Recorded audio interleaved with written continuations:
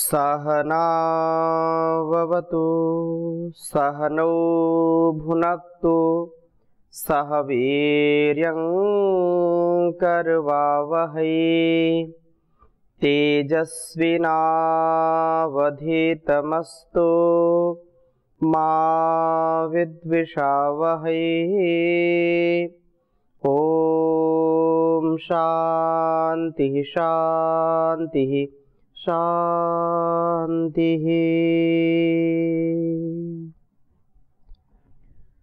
वैदिक जीवन पद्धति इस कक्षा में आप सभी श्रोताओं का, दर्शकों का हृदय की गहराइयों से हार्दिक अभिनंदन है।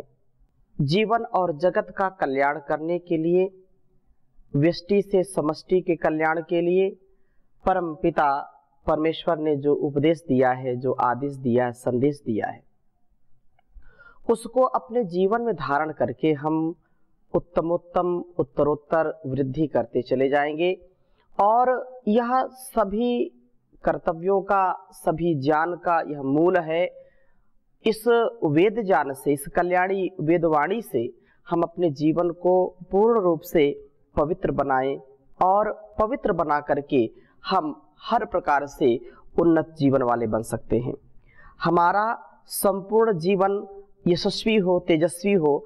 हम अपने मन पर, अपनी इंद्रियों पर, अपने संपूर्ण अस्तित्व पर नियंत्रण रख सके, इसके लिए हमको स्वाध्याय जरूर करना चाहिए। बिना स्वाध्याय किए व्यक्ति कभी भी यशस्वी जीवन नहीं जी सकते हैं, उनके जीवन में दिव्यता नहीं आ सकती है। इसलिए स्वाध्याय की बड़ी महिमा है और स्वाध्याय से हम अपने अस्तित्व को समझते हैं, अपने मन, बुद्धि, चित्त, अहंकार और इंद्रियों के स्वरूप को, उनके व्यवहार को समझते हैं। इंद्रियों का नियंत्रण परम आवश्यक है। जब तक इंद्रियों का नियंत्रण नहीं होगा तब तक हमारे जीवन में नियंत्रण नहीं आ सकता है। बहुत ही सुंदर वेद मंत्र आज आपके समक्ष मैं प्रस्तुत कर रहा हूं। ऋग्वेद के 10वें मंडल के 19वें सूक्त का 6ठा मंत्र आपके समक्ष है और इसके आगे फिर चर्चा करेंगे। ऐसे तो 5वां मंत्र भी बहुत सुंदर है, पहले इसको लिखता हूं फिर चर्चा करूंगा। बहुत ही सुंदर वेद मंत्र है। ओम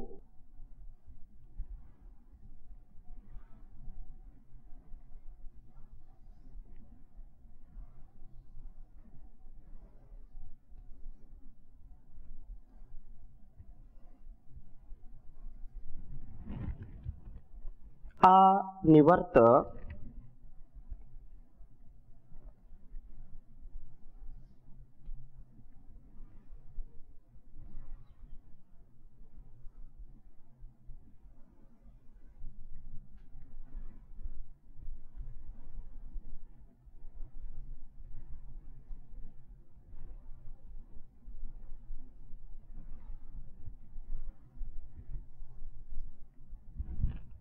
अनिवर्त निवर्तय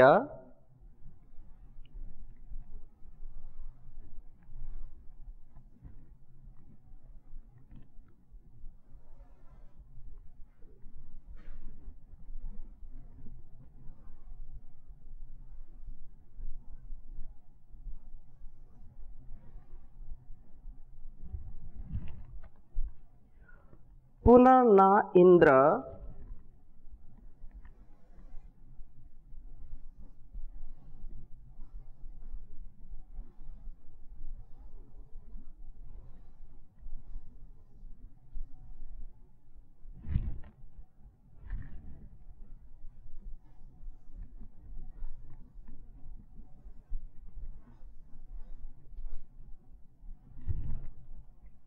गादेहि।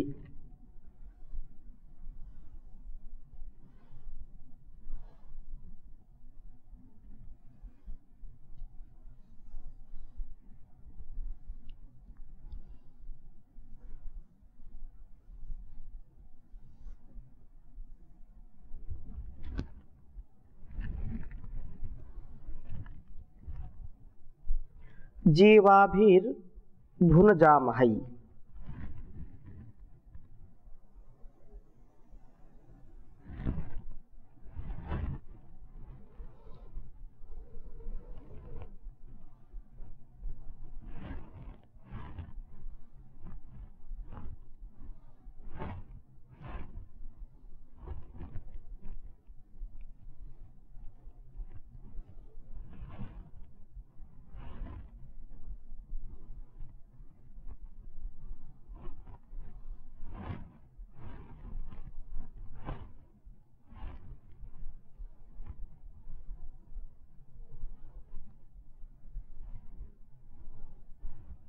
जीवाभिर्भुनजा महई।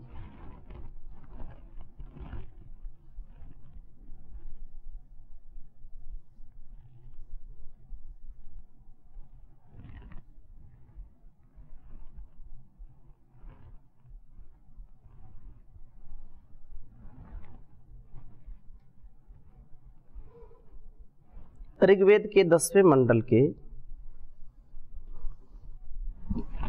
19वें सूक्त का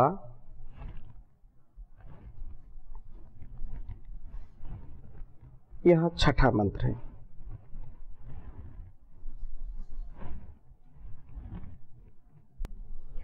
ओम आनिवर्तनिवर्तय पुनर्ना इंद्रगादेहि जीवाभिर्भुनजामहै। ओम आनिवर्तनिवर्तय पुनर्ना इंद्रगादेहि जीवाभिर्भुनजामहै। बहुत ही सुंदर यह विशिष्ट मंत्र है। आनिवर्तनिवर्तय पुनर्ना इंद्रगादेहि जीवाभिर्भुनजामहै। बहुत सुंदर बात कही है कि हे इंद्र, जैसे पिछले मंत्र में कहा था, 5वें मंत्र में कहा था कि जो इंद्रिय रूप गौओं का रखवाला है, वैनम इंद्रियों के विविध विषयों में जाने को उदानट व्याप्त करता है, अर्थात जब इंद्रियां विषयों में जाती हैं तो उन इंद्रियों का रक्षक बन करके उनके साथ जाता है, और जो उनके पारायणम विषयों में फिर वापस आने को व्याप्त करता है, अर्थात इंद्रियों का ज्ञान प्राप्त करने के बाद जो उन इंद्रियों को उन विषयों में न फंसे रहने देकर उनकी व्यावृत्ति का कारण बनता है।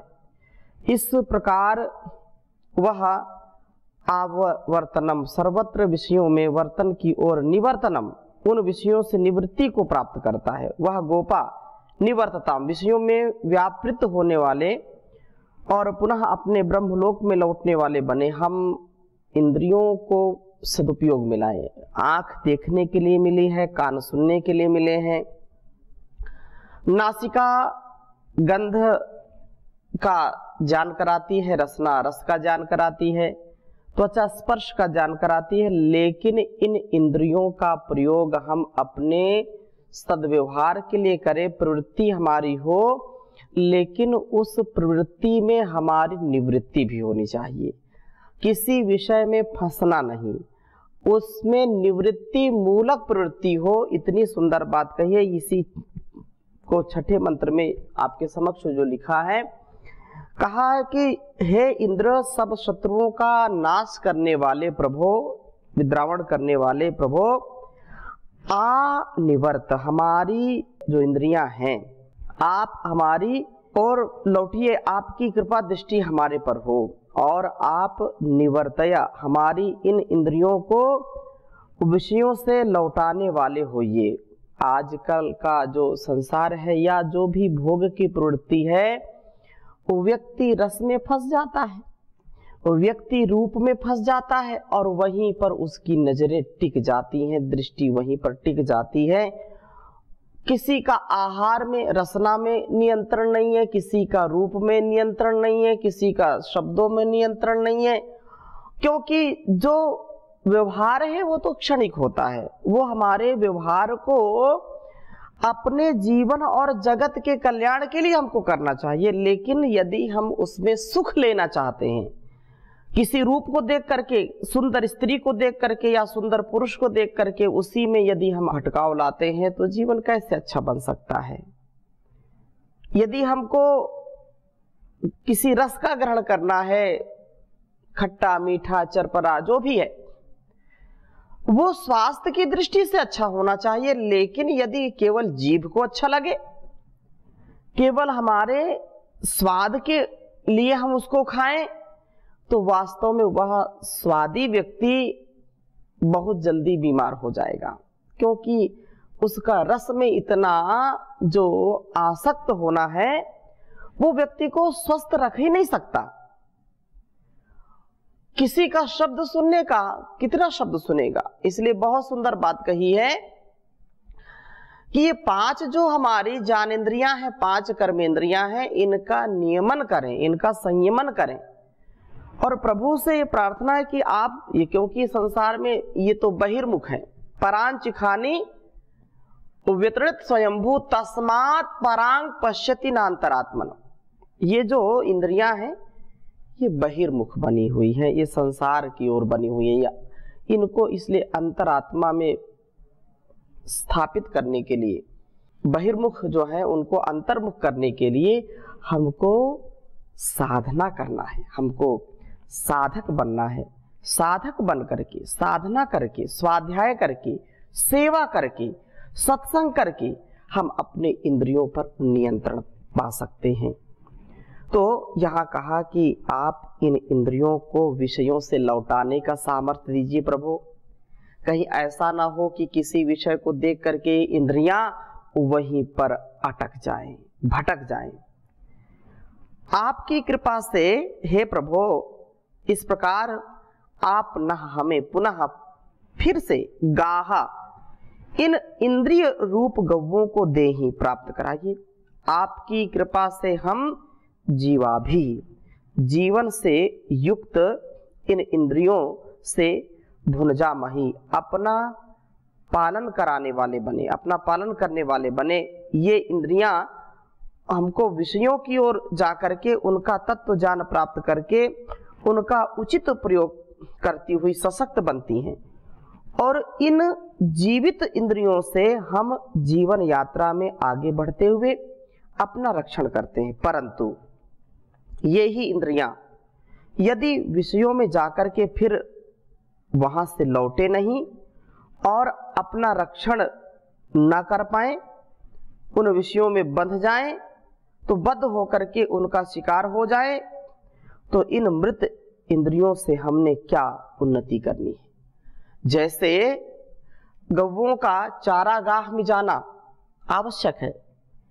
यदि हमारी इंद्रियां विषयों को ग्रहण नहीं करेंगी तो ज्ञान कैसे होगा, उनका पोषण कैसे होगा।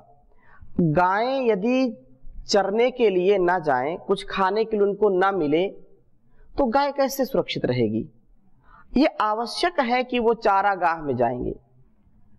और इस वायु सेवन के बिना, चारागाह में जाए बिना वो दुग्ध भी नहीं देंगी, वो स्वस्थ भी नहीं रहेगी और उसमें गुण उत्पन्न नहीं होगा।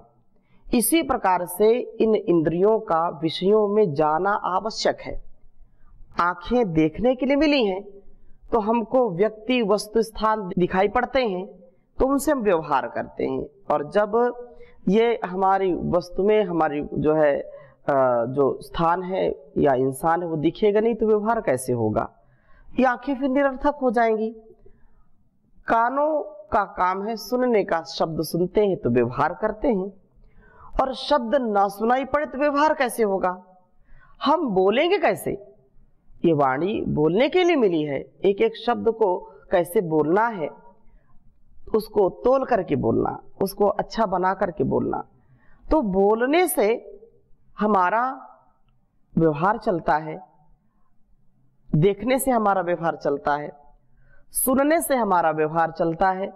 और जब ऐसा नहीं कर पाते हैं तो ये जीवन हमारा संकट में आ जाता है। परंतु इन इंद्रियों का सदुपयोग हम करें, इनका दुरुपयोग कभी भी ना करें। इस प्रकार से कहा कि इंद्रियों को विषय में प्रवृत्त होना आवश्यक है।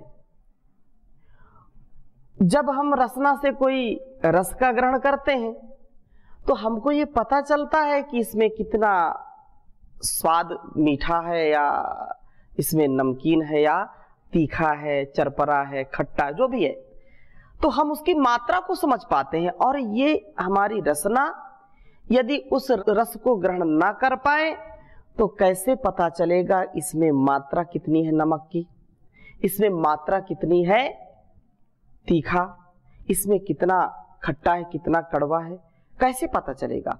और जब पता नहीं चलेगा तो वह जो हम खा रहे हैं वह हमारे पाचन तंत्र को, हमारी आंतों को बिल्कुल अस्वस्थ कर देगी।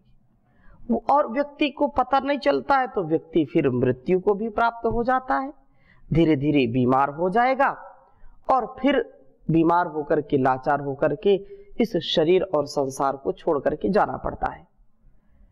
ये इंद्रियां हमको जीवन प्रदान करती हैं, परंतु याद रखें, इन इंद्रियों का जब हम नियंत्रण नहीं कर पाते हैं, इन इंद्रियों पर जब हमारा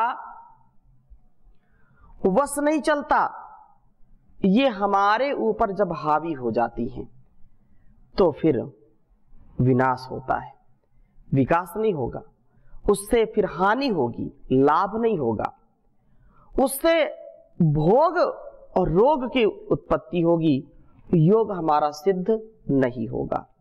इसलिए इंद्रियों पर नियंत्रण यह प्रथम कर्तव्य है। प्रत्येक व्यक्ति को अपनी इंद्रियों पर नियंत्रण जरूर रखना चाहिए। और कहा कि जैसे गौएं चारागाह में जाती हैं तो उनके दुग्ध की गुणवत्ता भी बढ़ जाती है, वो स्वस्थ रहती हैं। इस प्रकार से इस ज्ञान को कैसे प्राप्त करेंगी? गौओं का जैसे चारागाह से लौटना आवश्यक है, उसी प्रकार से इंद्रियों का भी लौटना आवश्यक है। गौओं का अधिष्ठाता ग्वाला अप्रमत्त होकर के इन गौओं को आने जाने में उनका रक्षण करता है। इसी प्रकार से यहाँ इन इंद्रियों का, इन इंद्रिय रूप गौओं का जो गोप है वह आत्मा है। आत्मा के क्षणिक प्रमाद से ये इंद्रिय रूपी जो गौवे हैं ये वास्तव में विषय सिंह से आक्रांत हो जाती हैं और यही उनका मरण हो जाता है, इसी से उनकी मृत्यु हो जाती है। हम तो प्रभु कृपा से जीवित इंद्रियों के द्वारा अपना रक्षण करने वाले बने। हम कभी भी आलस्य प्रमाद में न रहें, कभी भी हमारा जीवन और यह जो भी अस्तित्व है कभी अस्वस्थ ना हो, हम स्वस्थ हों, आश्वस्त हों कि हमारा रक्षण प्रभु करता है और इंद्रियों पर पूर्ण नियंत्रण करता है। इंद्रियों को व्यवहार के लिए प्रवृत्त करना, लेकिन उसमें जो भोग है, जो आसक्ति है, तो आसक्ति है जा नहीं सकती। आसक्ति को कैसे दूर करेंगे? आसक्ति को सत्संग से दूर करें, स्वाध्याय से दूर करें, सेवा से, साधना से दूर करें, इससे आपको ज्ञान मिलेगा। इसलिए कहा प्रभु कृपा से हमारी इंद्रियां विषयों का ग्रहण करती हुई उनका शिकार ना हो जाएं, ये जीवित इंद्रियां हमारी यात्रा पूर्ति का साधन बने। हम जीवन यात्रा का साधन इनको बनाएं, नहीं तो यही इंद्रियां बाधक बन जाती हैं। आचार्य शंकर ने बहुत सुंदर कहा कि संसार में व्यक्ति का सबसे बड़ा शत्रु कौन है? तो सबसे बड़ा शत्रु हमारी इंद्रियां ही हैं। फिर कहा मित्र कौन सबसे बड़ा? तो कहा इंद्रियां ही सबसे बड़ी मित्र है तुम्हारी। के शत्रुवा संति निज इंद्रियाणी तानेव मित्राणी जितानी यानी। कहा कि सबसे बड़ी जो तुम्हारी शत्रु है ना, तुम्हारी इंद्रियां हैं। और इंद्रियों को यदि तुमने नियंत्रण में नहीं किया तो तुमको जल्दी ही मृत्यु का ग्रास बना देंगी। और यदि तुमने इंद्रियों को नियंत्रण में किया, इंद्रियों पर आधिपत्य किया, इंद्रियों का तुमने संयमन किया, तो यही इंद्रियां तुम्हारी सबसे अच्छी, सबसे सच्ची मित्र बन जाती हैं। इस भोग भय संसार में, इस रोगमय संसार में वो कभी भी फंसते नहीं हैं। इंद्रियों पर पूर्ण निवर्तन होता है। मेरी इंद्रियां हो सदा मेरे वश में, मेरी इंद्रियां हो सदा मेरे वश में, मेरे मन पे मेरा ही अधिकार कर दो, प्रभु मेरे जीवन का उद्धार कर दो। भंवर में है नैया इसे पार कर दो, मैं गाऊं सदा वेदों की ऋचाएं, मैं गाऊं सदा वेदों की ऋचाएं, तन मन में वेदों का संचार कर दो, प्रभु मेरे जीवन का उद्धार कर दो। न शुभ कर्म करने में पीछे रहूं मैं, न शुभ कर्म करने में पीछे रहूं मैं, कुकर्मों से मुझको खबरदार कर दो, प्रभु मेरे जीवन का उद्धार कर दो। पथिक राह में हो कोई दीन दुखिया, पथिक राह में हो कोई दीन दुखिया, मदद के लिए मुझको तैयार कर दो, प्रभु मेरे जीवन का उद्धार कर दो। भंवर में है नैया इसे पार कर दो। तो हम अपने जीवन और जगत के लिए, भलाई के लिए, सच्चाई के लिए, अच्छाई के लिए हम जब जीवन जीते हैं तो उसमें अपनी इंद्रियों पर नियंत्रण परम आवश्यक है। इंद्रियों का नियंत्रण मनुष्य के जीवन का नियंत्रण है। संयम ही जीवन है, असंयम मृत्यु। अनुशासन में रहना, अनुशासित, मर्यादित, व्यवस्थित और हर प्रकार से अपने दिव्यता का ध्यान रखते हुए हम जिएंगे तो वास्तव में यह ज्ञान, इंद्रियों से हमको जो नियंत्रण मिलता है, इंद्रियों का जो नियंत्रण है, हम उसके भोग के शिकार नहीं होते, हम योगमय जीवन जी पाते हैं। इंद्रियों का निर्मलपन भी इसी में है, नहीं तो दूषित मन, दूषित तन और दूषित इंद्रियां व्यक्ति को सुख नहीं देती। वो एक क्षण का सुख और दीर्घ काल का दुख। यदि हम भोग वृत्ति में रहते हैं, एक अपनी रसना पर नियंत्रण नहीं है, अपनी वासना पर नियंत्रण नहीं है, तो ये वासना रसना का जो अनियंत्रण का भाव है, ये व्यक्ति को रोगी बना देता है, भोगी बना देता है, और वह व्यक्ति कभी सुख, शांति, आनंद का अनुभव नहीं कर पाता है। सुख और शांति का, आनंद का यदि हम अनुभव करना चाहते हैं तो इन पर पूर्ण नियंत्रण हो। तो आगे चर्चा और हम करेंगे इंद्रियों पर ही। अभी यहीं पर विराम लेते हैं। ओम शांति शांति शांति।